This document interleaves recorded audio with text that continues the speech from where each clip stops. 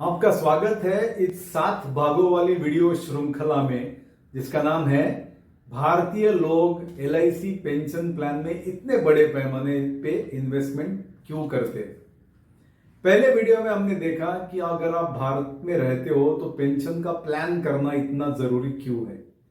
दूसरे वीडियो में हमने देखा कि अगर आप अपना पेंशन बैंक फिक्स डिपॉजिट से चलाने वाले हो तो बैंक के इंटरेस्ट रेट किस तरह से हमेशा कम कम होते जाते हैं और होने वाले हैं, और बैंक में सरकारी गारंटी मर्यादित लिमिटेड है। तीसरे वीडियो में हमने देखा कि जैसे जैसे आपकी आयु बढ़ती जाएगी वैसे वैसे बैंक फिक्स डिपॉजिट मेंटेन करने में क्या क्या कठिनाइयां आएंगी। और चौथे वीडियो में हमने देखा कि एलआईसी पेंशन प्लान के एडवांटेजेस क्या है बाकी योजनाओं की तुलना में। नमस्कार, मैं हूं विवेक गोडसे, एलआईसी एजेंट पिछले 39 साल से, बीएनआई डायरेक्टर और ट्रेनर, और आप देख रहे हैं आई विवेक गोडसे। आज इस 5वें वीडियो में हम बात करेंगे एलआईसी के इमीडिएट पेंशन प्लान के बारे में, जिसका नाम है जीवन अक्षय 7।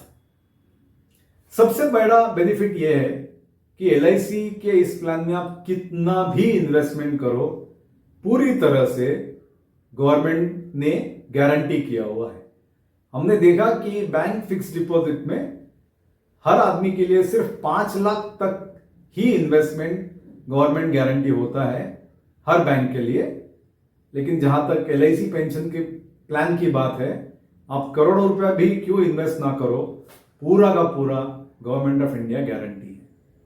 दूसरा बेनिफिट यह है कि जो भी इंटरेस्ट रेट हम आपको आज देते हैं वो आपके पूरे लाइफ के लिए लॉक हो जाता है, उसमें 1 रुपया भी कम नहीं होगा। अब हमने बहुत सारे लोगों को ये प्लान बेचा था साल 2000 में, तब इंटरेस्ट रेट चल रहा था 12.7%। तो जो लोगों ने हमारे साथ उसको इन्वेस्टमेंट किया है उनको हम आज भी 12.7% दे रहे हैं ना। मजे की बात, ये तो ब्लू चिप हो गया। और अगर वो और 25, 30, 35 साल उनकी जिंदगी चली तो हम और उतने साल उनको 12.7% ही इंटरेस्ट देंगे। अब ये प्लान में वो आदमी इन्वेस्टमेंट कर सकते हैं जिनका एज है 25 से 100 के बीच में। और मजे की बात है कि जैसे जैसे उम्र बढ़ती जाएगी वैसा वैसा इंटरेस्ट रेट थोड़ा थोड़ा बढ़ जाएगा। ये प्लान आप एक आदमी के लिए कर सकते हो या 2 आदमी के लिए भी कर सकते हो। ये प्लान में आप 1 या उससे ज्यादा नॉमिनेशन कर सकते हो। अगर 1 से ज्यादा नॉमिनेशन किया तो आप परसेंटेज बता सकते हो। तो मान लीजिए आपके अगर एक बेटा और बेटी है, दोनों को आपको 50-50% देना है तो वो पॉसिबल है। और अगर बेटी को 60% और बेटे को 40% देना है तो वो भी पॉसिबल है। अब ये प्लान आप इन्वेस्टमेंट कर सकते हो 1 आदमी के नाम पे या 2 आदमियों के नाम पे। ये 2 आदमी कौन कौन हो सकते हैं?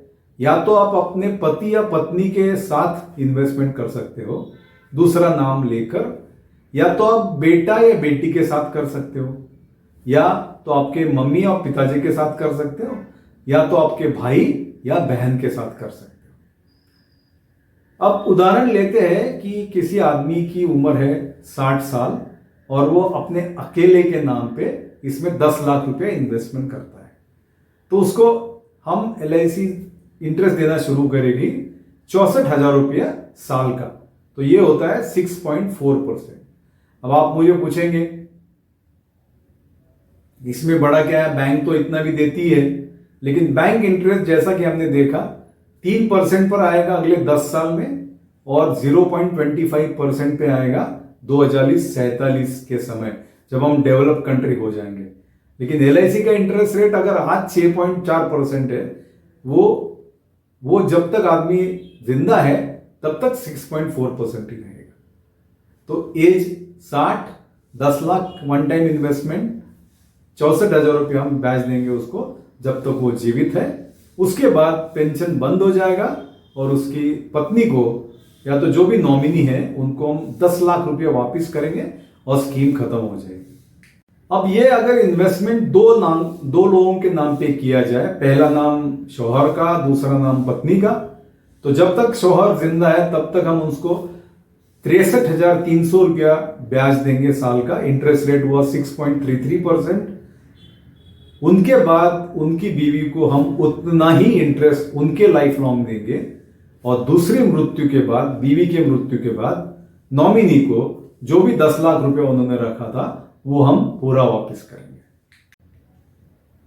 अगर नॉमिनी भारत के बाहर है, रहते हैं, फॉरेन नेशनल है, नॉन रेसिडेंट इंडियन है, तो एलआईसी के पेंशन प्लान में इन्वेस्टमेंट करना बहुत आसान होगा।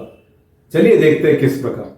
तो मैंने आपको बताया कि अगर किसी आदमी ने बैंक फिक्स डिपॉजिट में पैसा इन्वेस्ट किया है तो उसकी मृत्यु के बाद उसके जो नॉमिनीज है वो अगर नॉन रेसिडेंट इंडियन है, बेटा बेटी, तो उनको खुद बैंक में जाना पड़ेगा पैसा क्लेम करने के लिए। अब कई बार ये होता है कि जब तक वो यहां होते हैं तब तक डेथ सर्टिफिकेट मिलता नहीं है, बाद में मिलता है। तो जब तक डेथ सर्टिफिकेट नहीं मिलता क्लेम नहीं कर सकते। तो या तो दोबारा जल्दी आना पड़ेगा या बैंक में पैसा पड़ा ही रहेगा। अब हमारे प्लान में एडवांटेज क्या है कि एलआईसी पॉलिसी का पैसा क्लेम करते वक्त नॉमिनी को एलआईसी ऑफिस में जाने की जरूरत नहीं है। तो अगर नॉमिनी थोड़े समय के लिए यहां पे है, नॉन रेसिडेंट इंडियन है, तो सारे डॉक्यूमेंट वो अपने एलआईसी एजेंट को दे सकता है। अगर डेथ सर्टिफिकेट बाद में भी मिला तो बाद में उसको जोड़ के।